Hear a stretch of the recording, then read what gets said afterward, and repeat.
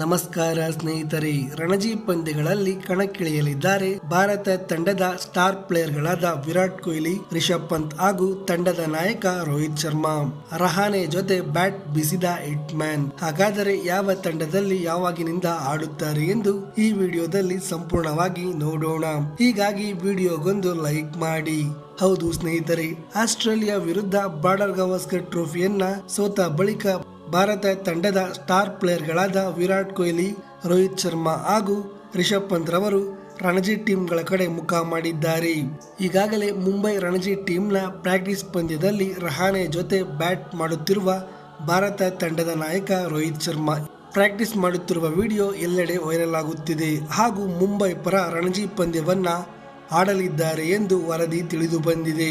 ಇನ್ನು ಉಳಿದಂತೆ ವಿರಾಟ್ ಕೊಹ್ಲಿ ಹಾಗೂ ರಿಷಬ್ ಪಂತ್ ರವರು ಜನವರಿ 23ರಿಂದ ಡೆಲ್ಲಿ ರಣಜಿ ತಂಡವನ್ನ ಸೇರಿಕೊಳ್ಳಲಿದ್ದಾರೆ ಹಾಗೂ ಸೌರಾಷ್ಟ್ರದ ವಿರುದ್ಧ ಮೊದಲ ಪಂದ್ಯವನ್ನ ಆಡಲಿದ್ದಾರೆ ಎಂದು ಮಾಹಿತಿ ತಿಳಿದು ಬಂದಿದೆ.